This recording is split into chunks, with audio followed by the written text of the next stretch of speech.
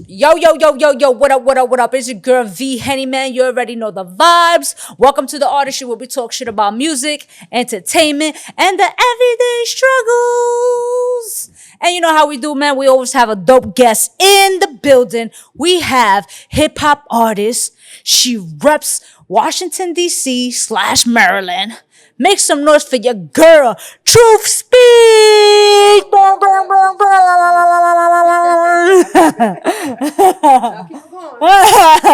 What's good? How you doing? Hey man, glad to be here. Glad to be here. No, well, I'm happy you're here. I know you travel from a distance. Before we dive into anything, I just want to say congratulations on all the accolades you have. Thank You've accomplished a lot of things, and it's not easy being an artist. So overall, congratulations on that. So continue pushing, continue doing what you got to do. This toast is for you, and let's make it happen. You dig?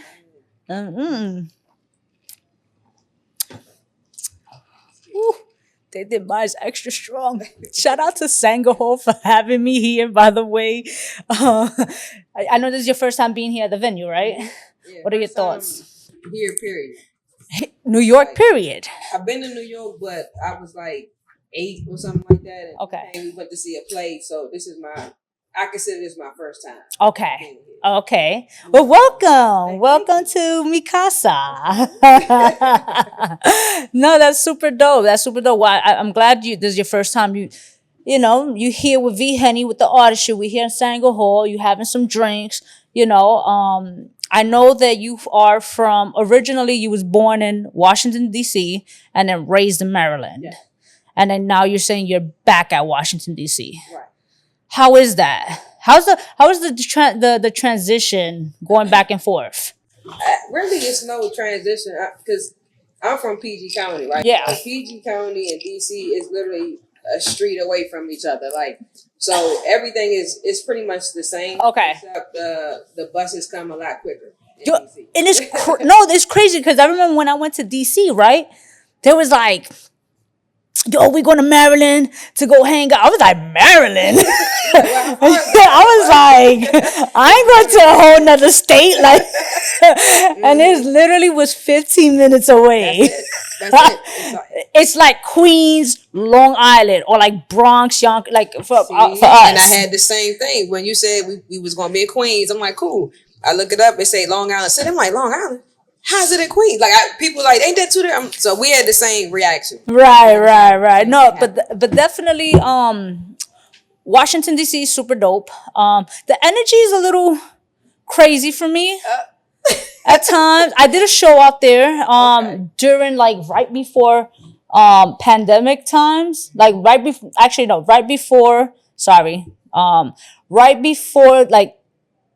the Rona hit. Okay. Literally maybe a month or two right before when that whole situation happened. And I was out there, like I said, the artists I got to meet, you guys are very talented. Like me listening to your work overall was, I was just like, yo, I want to know, as a Prince George County native, how has your town influenced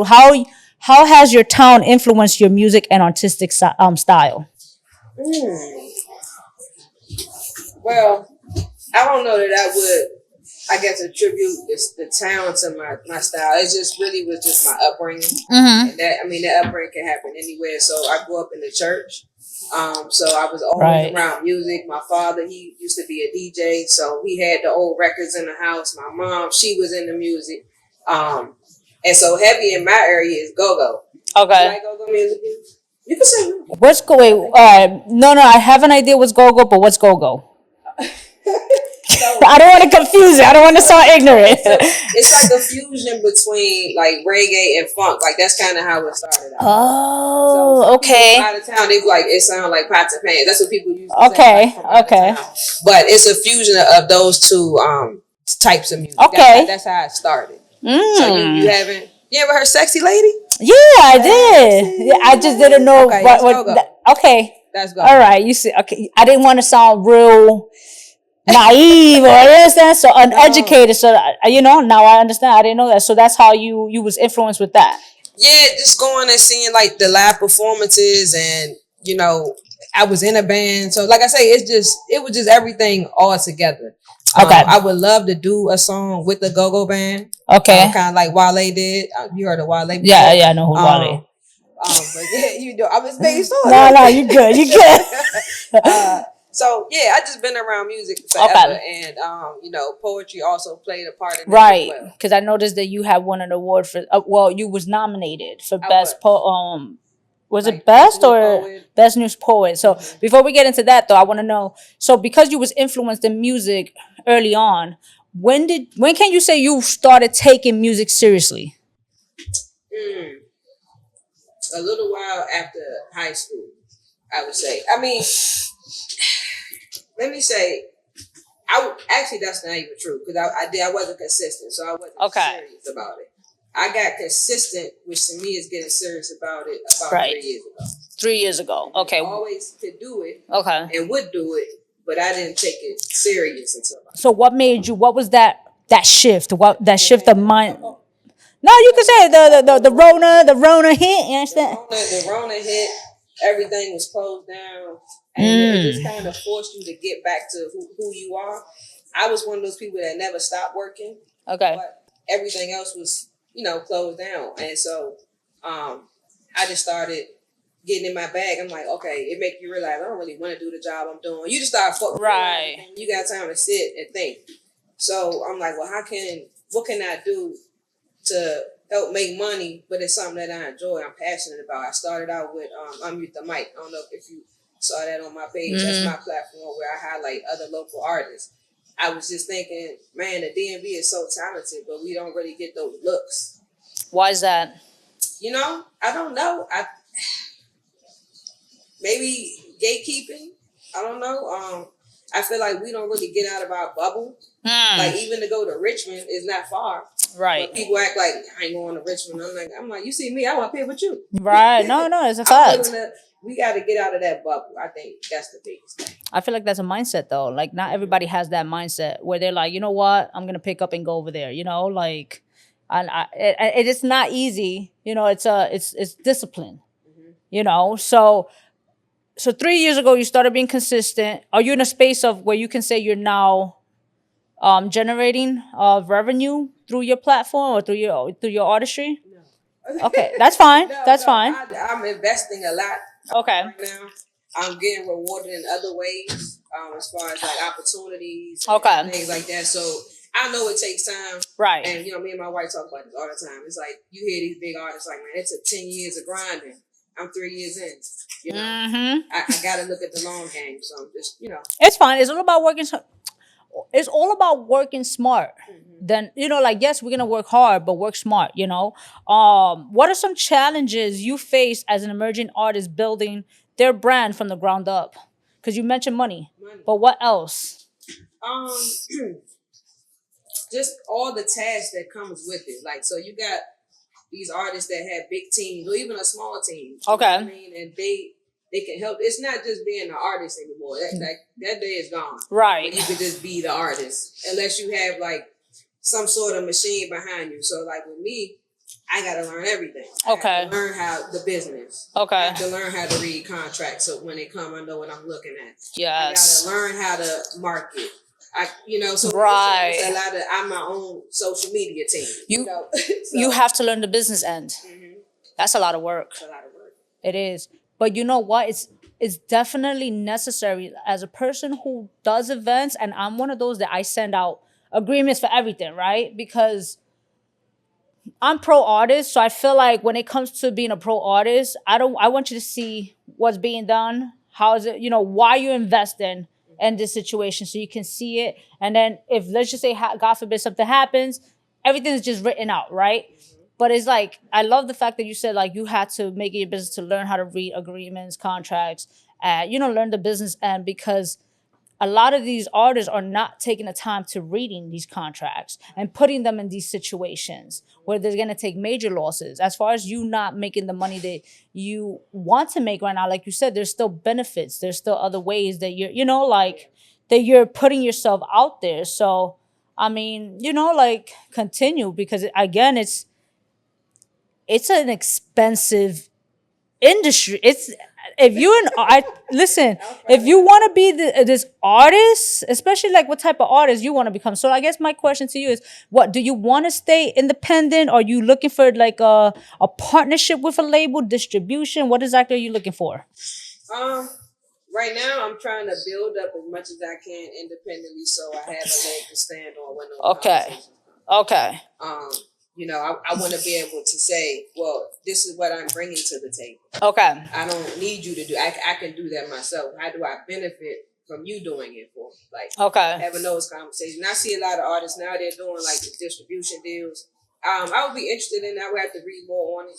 So right now, like I said, I'm trying to do as much as I can while I can do it. Well, you're doing it. And congratulations, you know, on, again, your accolades. You know, you appeared on Showtime TV, What's Up Tonight, won Versus, nominated for Best Musician, Best New Poet. You know, so I guess I want to know is, how does it feel for you to get recognized for your hard work and talent?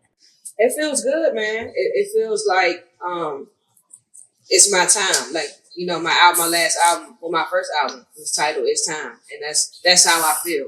Right. I feel like I've been putting in the work, and it's finally getting realized. People are taking it serious. The hardest people to get to take you serious is like the people closest to you. It's always like that. It's always like that, right? I don't know why. Because they see every version of you. They see the version that they know. And it's hard for people to see you as something else. Like, I know you as this person. You did this type of job, and then you like, no, I'm gonna be a rapper. It's like, oh, okay. Right. You know? No, and I can understand that. It's crazy, right? Because there was an interview recently. I don't know if not recently. There was an interview that's been going viral. Oprah Winfrey and Gayle. Mm-hmm.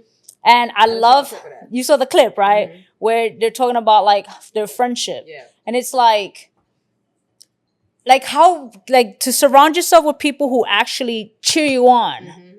And actually they cheer you on even beyond yourself. Mm-hmm. You know, and it's like I'm assuming within the 3 years process of you taking this seriously and being consistent with yourself, when did you started noticing that you had to shed out some of these some of the negativity that was around you, the black cloud? Well, I say that's almost like immediately, you know, because my circle is small anyway. Like, the people that I let in for real, even into my process when it comes to music, like they are always been on board. Okay.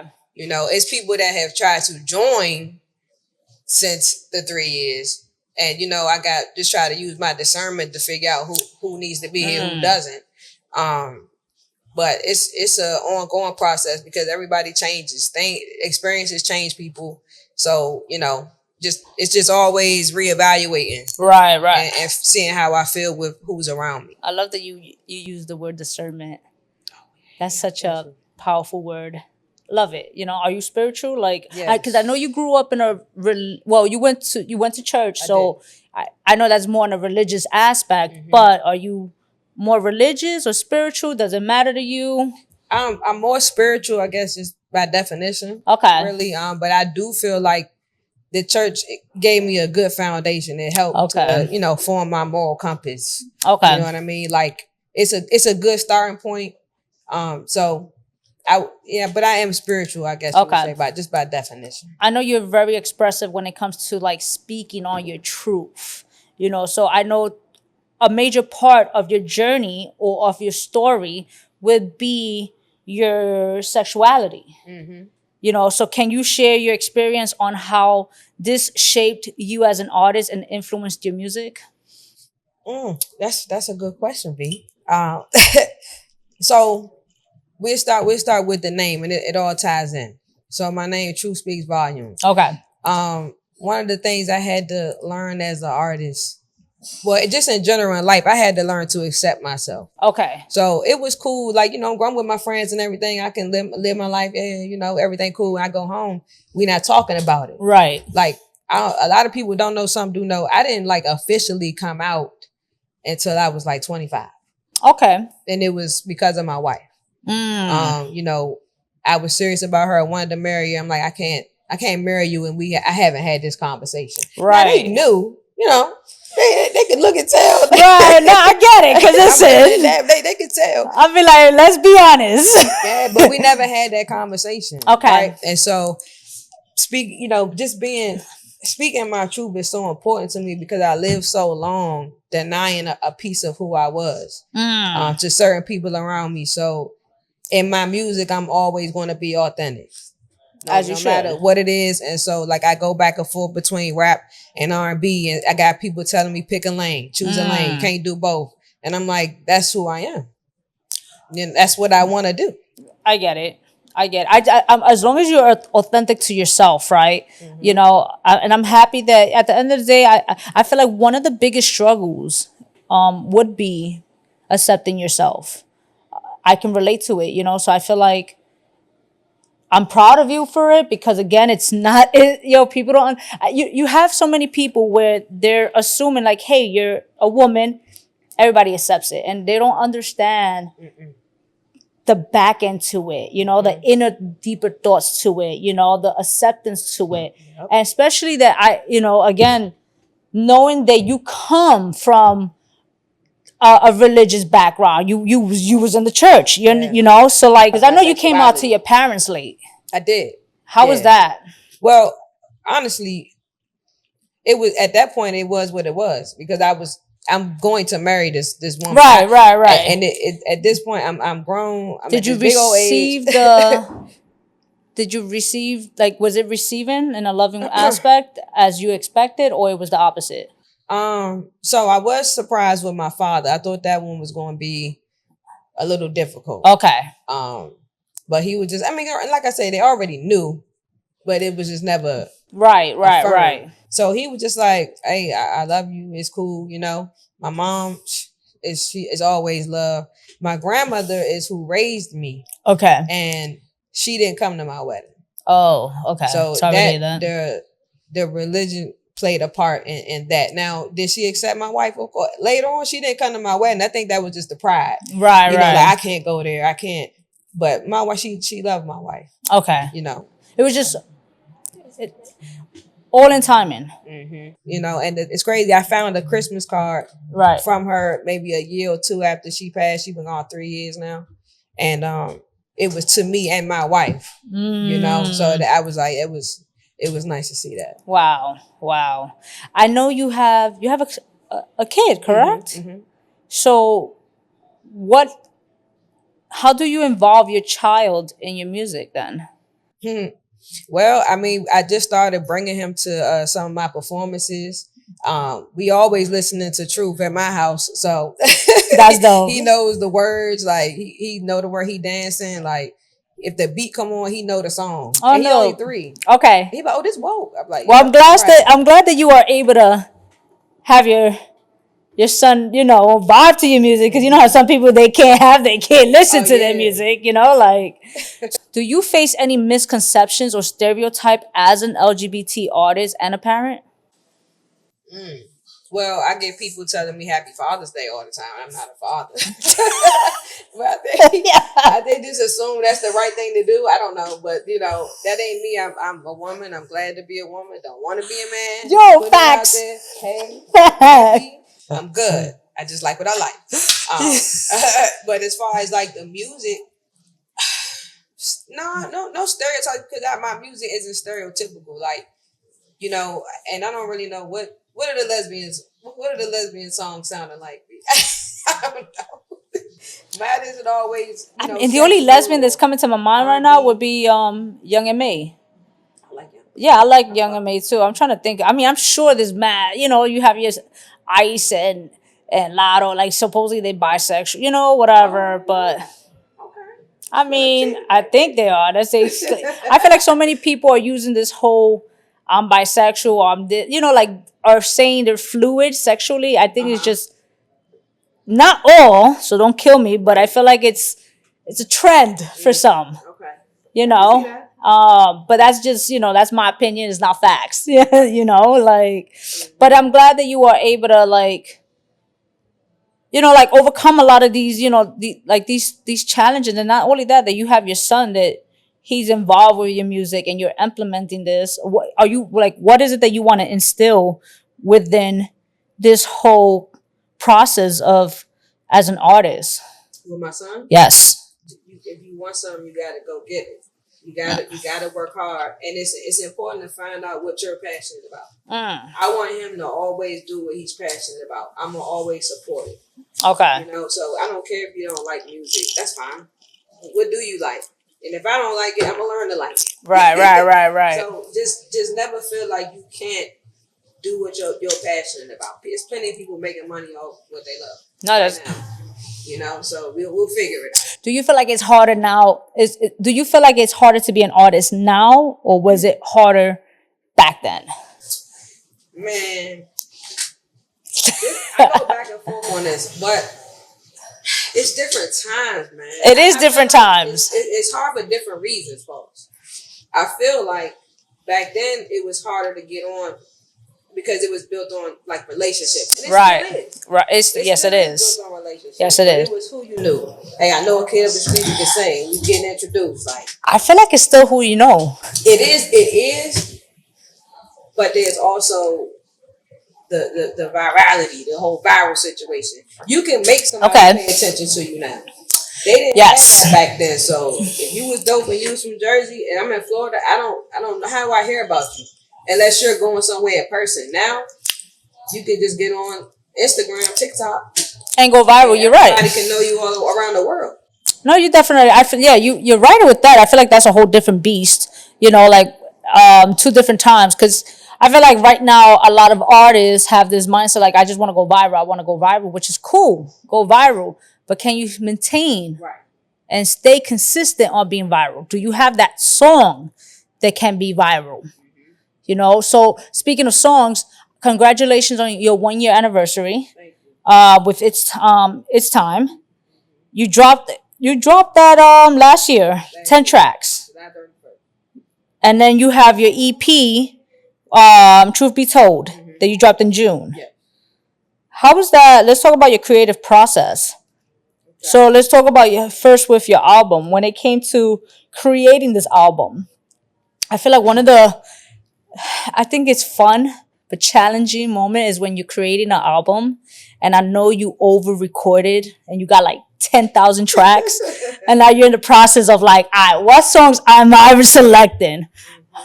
How was that for both, for your album and your EP? I know the EP is about 5 tracks, correct? Right. Yes. 4? Okay, yeah. So I'm different in that regard. Okay. I don't got a million tracks laying around. Okay. When I chose the beats, I was intentional with the beats.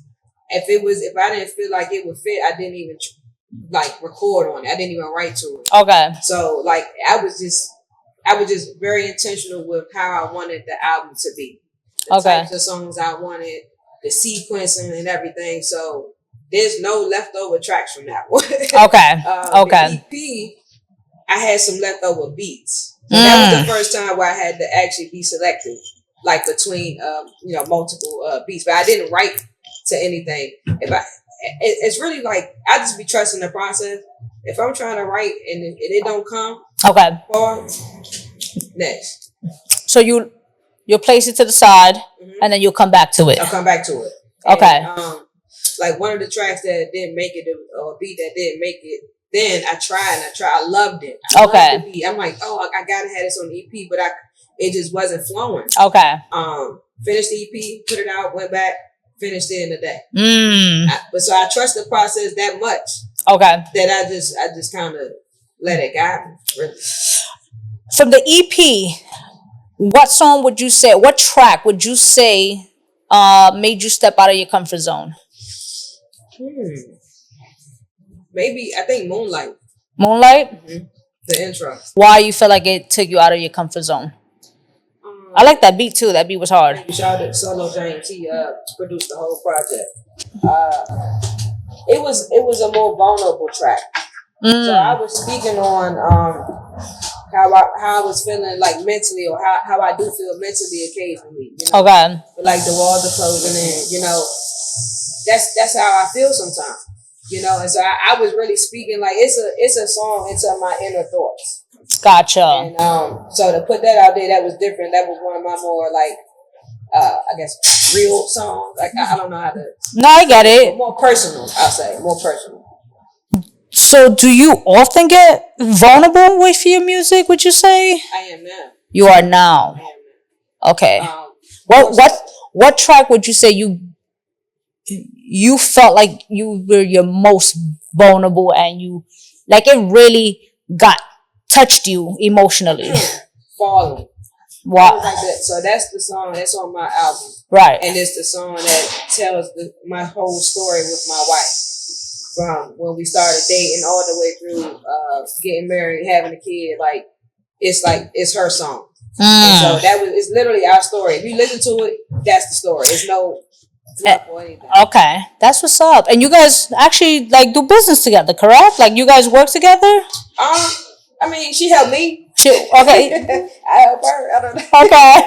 We don't have, but she's very supportive of your music. Very, very. She's part of my quality assurance team. That's what I'm saying. Y'all work together in the sense. Yeah, for sure. Cause she be like, she's the one. I'm sure she's the one. Like, yo, the outfit's not. Not. For sure. She don't waste a second telling me that. She's the fashion person. Okay. She's that person. She'll style me. I let her do it because I hate shopping. So. Nah, I get it. So I know you mentioned that one of the challenges, as an artist, will be financially, right? When you say financially, I would say obviously is the investing, right? You're investing, I would say showcases, right? Or marketing. Interviews. So photo shoots, videos, studio time, mastering. If you can change something within this, like financially, what would you change? Something that I had to pay for? Yes. I would go with free studio time. Create. Right, create. Right. I would do that. Right. I would do that. What's a misconception people have just viewing your social media? A misconception that they have. I don't know. I think I share a good enough amount that people kind of know where I am. Okay. I mean, there's times where I haven't been the most confident, but people always tell me, man, I could never guess that. Okay. I do well, trying to fight that. That's right. That's an everyday battle. Okay. Battling the self-doubt, the negative self-talk. But from other people, guys, they think I made it. Right. So you made it. I'm like, okay. Thank you. Because to them, I made it. Right. And so, to you, you're still like, how do you celebrate your wins? Because I feel like that can be such a challenge in itself. Because you gotta realize it's a win. Sometimes you don't realize it's a win in the moment. It's when you look back and be like, damn, I did do that. I did get there. Oh, okay, but when I do, I talk about it, I share it, on my story, and just try to be more present in these moments to be there in the moment. Right. It's a win. This is a win.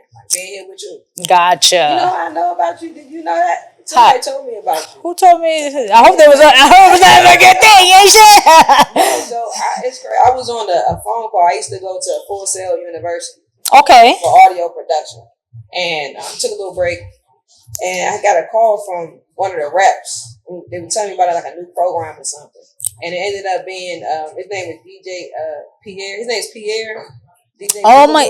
Yes, I met him in Florida. Right? Okay. Yes. That's where the university is. So we just were talking.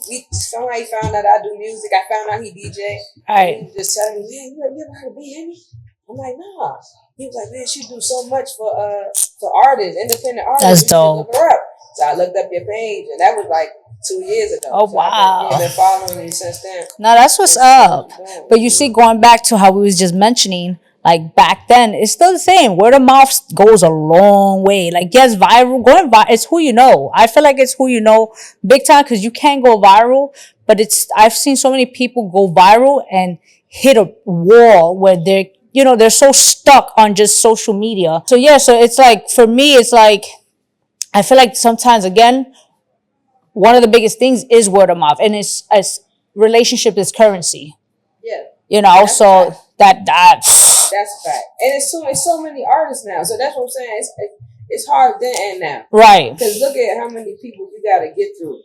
Right. It's a lot. And if the algorithm ain't on your side, you know, but how many songs get uploaded a day?